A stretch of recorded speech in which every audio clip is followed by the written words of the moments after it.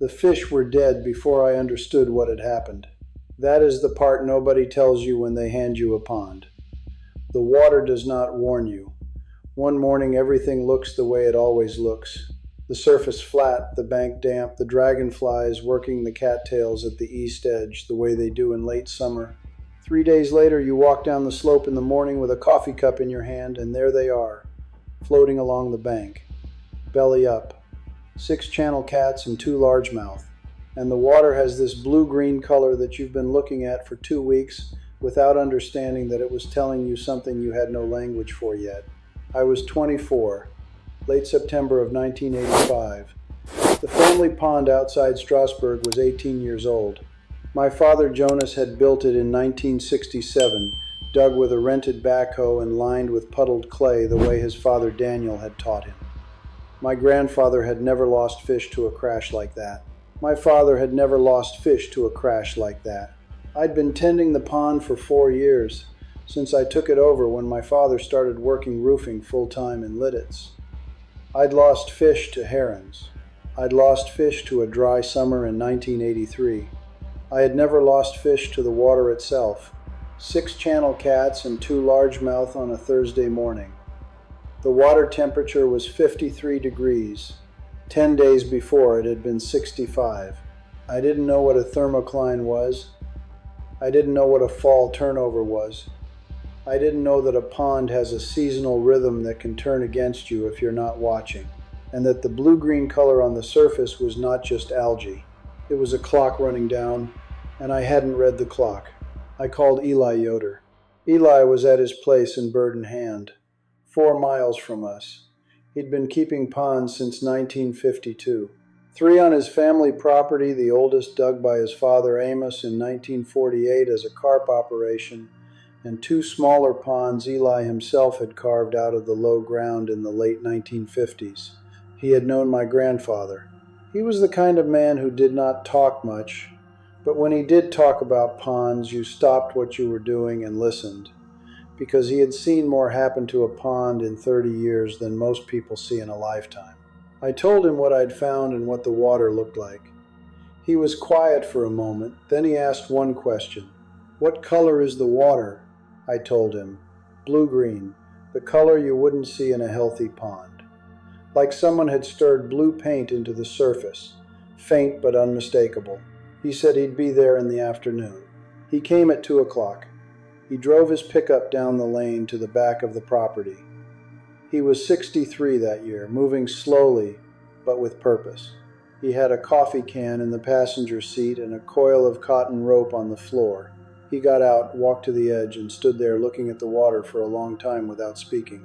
He looked at the bank, at the dead fish, at the color of the surface. Then he reached into the coffee can and pulled out a handful of dried barley straw. Loose stalks, golden, the color of old paper, the color of a late October field. He held it over the water and said nothing for a while. Then he said, "Your pond ran out of oxygen. The fish suffocated. It happens in the fall when the water temperature drops fast. The layers mix. What was on the bottom comes up. What was on the bottom doesn't have much oxygen, and it has a lot of ammonia. When it comes up into the water where your fish are living, the fish don't have long." That was the first time I'd heard anyone describe what a pond does in autumn as something that could kill your fish. I asked what the blue-green color had to do with it. He said 2 problems. One causes the other, but they are 2 different problems. The blue-green is algae, the kind that blooms in late summer when the water is warm and still and there is too much nitrogen from fish waste and runoff. That algae dies in the fall when the temperature drops. When it dies, it decomposes. The decomposition uses oxygen. That's what pushes your dissolved oxygen below where your fish can breathe. Your algae bloom killed your fish, but the bloom itself is what you can prevent. And I can show you how to prevent it for $7. $7.50 to be exact. That's what a bale of barley straw cost in 1985 at the Zook Brothers feed store on Ronks Road, east of Strasbourg. I know because I drove there the following morning and bought 2 bales. Eli had gone home by then, but he'd shown me what to do, and I have been doing it every spring since. Let me tell you exactly what Eli showed me that afternoon. He went back to his truck and came back with a mesh bag, the kind you use for onions or potatoes, rough netting about the size of a pillowcase, and he stuffed the loose straw into it, packing loosely, not tight.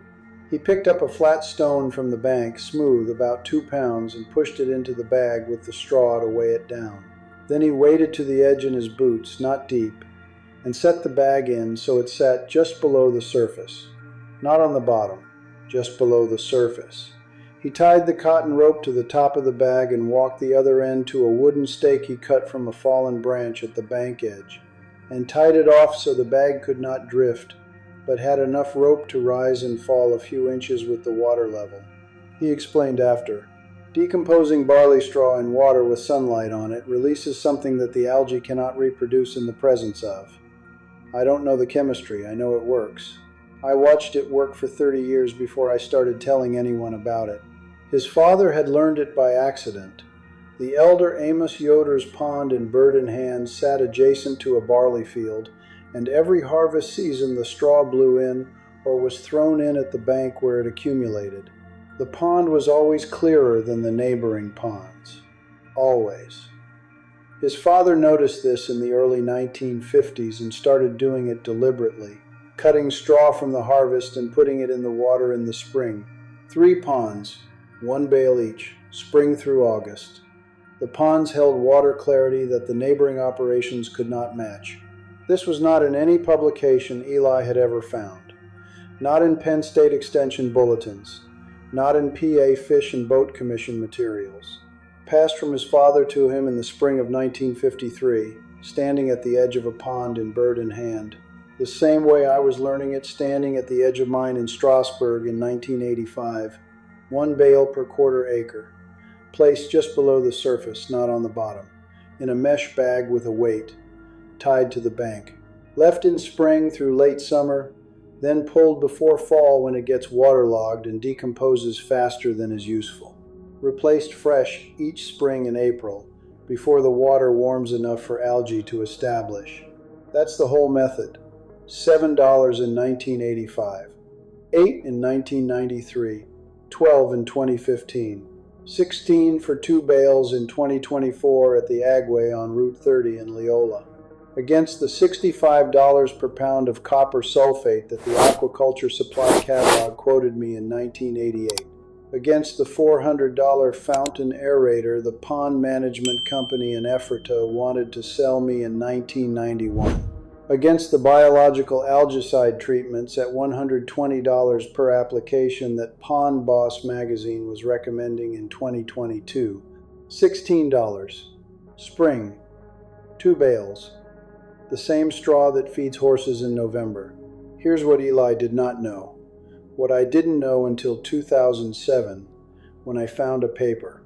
The Center for Ecology and Hydrology in Wallingford, England, published research in the early 1990s on the mechanism behind barley straw water treatment. The lead researcher was Everall. The work appeared in the journal Water Research, peer-reviewed. You can find it in the archives. Running controlled experiments, they found that as barley straw decomposes in the presence of oxygen and ultraviolet light, it releases hydrogen peroxide. Very small quantities. Less than 20 micrograms per liter. That concentration is not enough to kill existing algae cells, but it is enough to interfere with the reproductive cycle of certain algae, particularly the blue-green cyanobacteria that caused the bloom on my pond in 1985. The hydrogen peroxide does not burn the algae out, it suppresses the next generation. The existing bloom fades because the new cells cannot establish.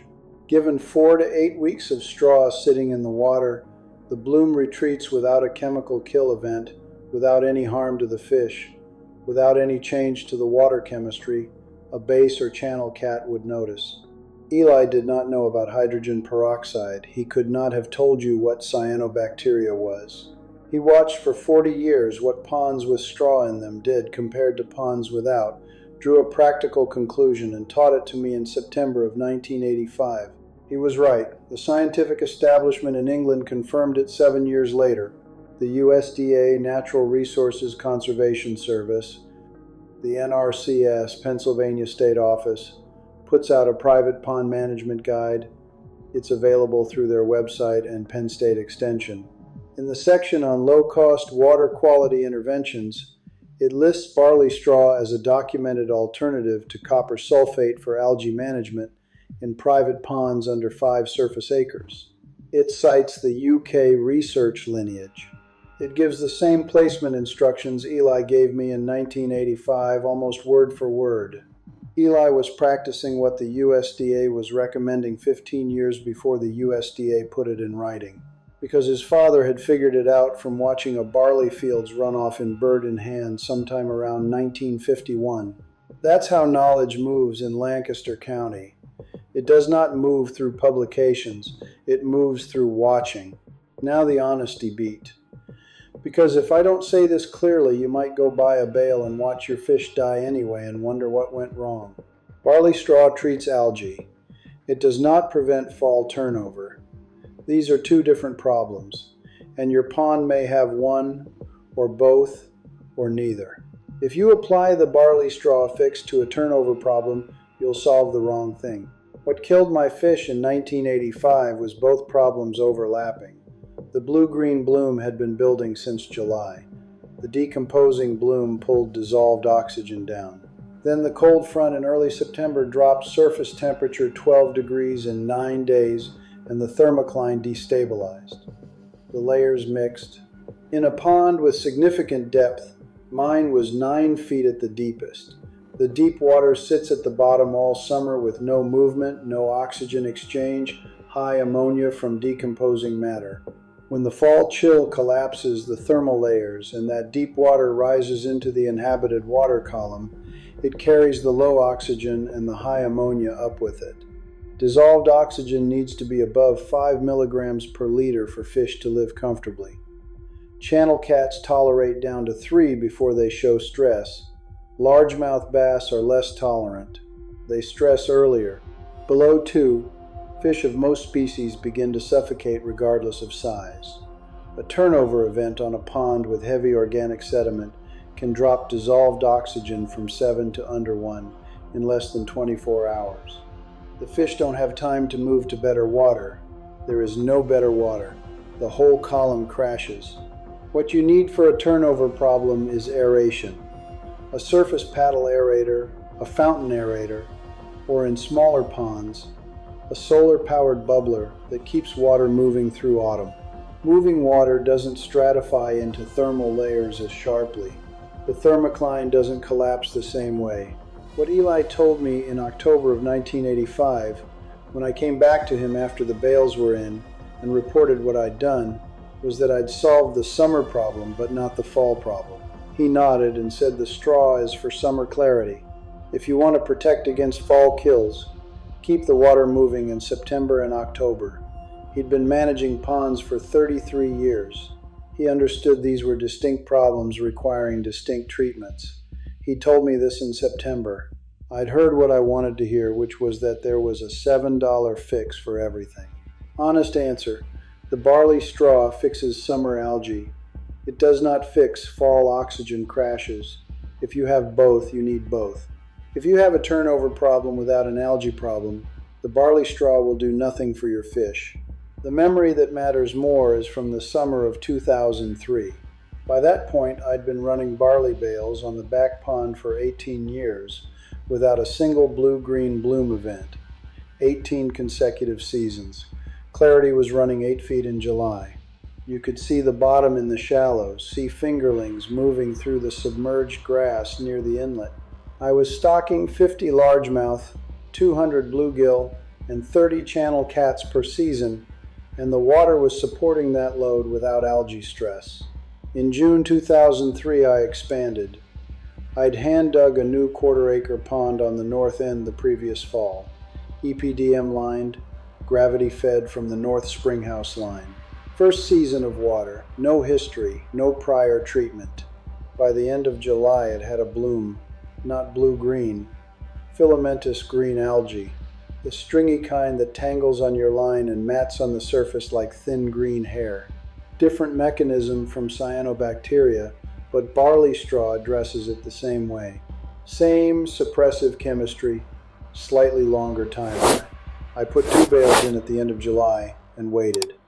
I placed them near the north inlet where the springhouse feed entered, not at the outlet. That placement change I'd figured out the previous decade. 6 weeks. The bloom pulled back.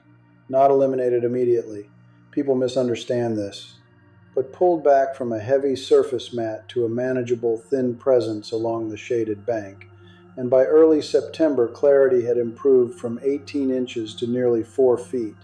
I stocked the following spring with 50 fingerling bass and 100 bluegill, and the water carried them without bloom recurrence. Total cost: 2 bales at $6.50 each, $13 for the season. The pond ran its second and third years without significant bloom, with annual spring replacement at the same cost. The pond management company in Ephrata had sent me a mailer in 2002 recommending their biological treatment program at $85 per application, 2 applications per season, $170 per year, against $13. I've never called that company. By 2010, I had tracked results in a logbook. My father started one in 1967 and I kept it going. 24 years of entries. Not one blue-green bloom event in those 24 years on the back pond after I started treatment in 1986. Before 1986, I count 4 significant bloom events from my father's logs and my own memory. The worst was 1979, when the pond went fully blue-green in August and he lost most of the bluegill he'd stocked that spring. He treated it with copper sulfate, the standard recommendation at the time. The bloom cleared, came back the following summer. He treated it again. 2 applications, $41 in 1979 money. After 1986, 0 bloom events, 0 copper sulfate, 0 calls to the pond management company, 24 years times an average of $10 per season in bales equals $240 total. Against copper sulfate and pond company treatments that would have run conservatively $600 to $800 over the same period. I don't track expenses to save money. I track them to know what I am doing and why. The logbook tells me the method works. It has been telling me that since 1986. The UK Centre confirmed in 1993 what the logbook had been showing me for 7 years. What I changed in 2009. My own adjustment to what Eli showed me, arrived at through trial and 3 seasons of watching. Eli's original instruction: place the bale anywhere in the pond just below the surface. That works. But over years I noticed that when I placed it near the outlet side, the suppressive effect moves sluggishly across the surface. The compound is water soluble and moves with the pond's natural circulation. A still pond distributes it slowly and unevenly. My back pond has a spring inlet on the north bank. Fresh cold water comes in continuously through a buried clay pipe, 3 to 4 gallons per minute. That water carries dissolved oxygen, which I believe accelerates the decomposition of the straw and the release of the suppressive compound. The gentle current carries it outward from the inlet toward the outlet side. By placing the bale near the inlet, 3 to 4 feet back from the entry point, so incoming water flows around the bag, I found the suppressive effect kicked in 3 to 4 weeks rather than 6 to 7. Same bale, same cost, same Ronks Road straw. Placement halved the time to effect. The second change was timing. Eli's instruction was spring through late summer. I started putting it in earlier. Not May when the water has started warming, early April, sometimes the second week, when overnights are still dropping below 40 and the surface is 48 to 52 degrees. The reason is preemption. Blue-green algae does not establish in cold water. It needs above 55 degrees to reproduce at bloom rate. If you have the straw in the water and decomposing before the algae starts its cycle, you are suppressing it at the trigger stage. You're not reacting to a bloom. You're preventing the bloom from establishing. Penn State Extension's Pond Management Guidance. The Aquaculture series, available through their College of Agricultural Sciences, confirms this. Early spring application, before water warms into the algae growth zone, is the most effective window. Eli had told me spring. I interpreted that as late spring. He had meant early spring, before the algae clock started. He didn't clarify because he assumed I understood what spring meant to a pond. I didn't in 1985, I do now. The science caught up to Eli in the 1990s. I found the science in 2007, 22 years after he showed me the method in practice.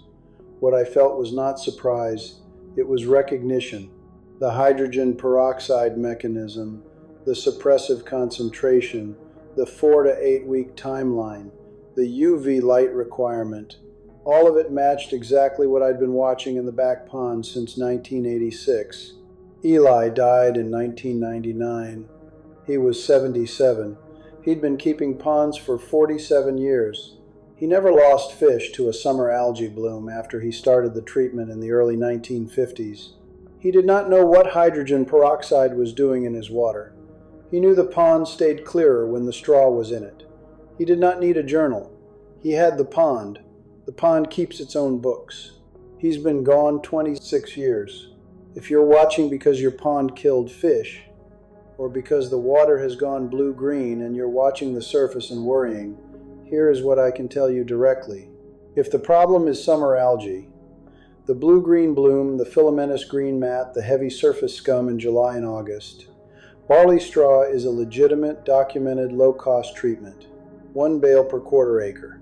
Mesh bag, flat stone weight, just below the surface, near your inlet if you have one. Tied to the bank. Expect 4 to 8 weeks to see the bloom pull back. Replace each spring in early April before the water warms past 55. Cost $6 to $12 per bale at any feed store that carries straw. Agway, Tractor Supply, local co-ops across Pennsylvania, Ohio, Indiana, the upper Midwest. If the problem is fall fish kills, dead fish in September or October, thermocline collapse, oxygen crash, barley straw is not the answer. That's an aeration problem. I have a separate video coming on the $12 solar aerator and exactly where to position it relative to the thermocline. That positioning isn't obvious and most pond owners get it wrong. Subscribe so you don't miss it. If you have both problems, summer algae and fall crashes, you need both solutions running in parallel. The bale goes in April. The aerator runs September and October. The pond gets both interventions. That's what I've been doing on the back pond since 2003. Comment below with your county and your pond size. Tell me what you're dealing with. Algae, fall kills, water clarity, dissolved oxygen in summer. I read every one. If the same problem shows up across enough comments, I'll do the deep dive sooner. Subscribe so you don't miss the aeration video, and if you have someone in your county, an old-timer, a neighbor who has kept a pond for 30 years, someone who knew things the feed store never told you, go ask them. They probably know something that never made it into any publication. Eli Yoder certainly did. He's been gone 26 years. The method hasn't gone anywhere. I'll see you next time. The pond keeps teaching, and I keep learning. So do you.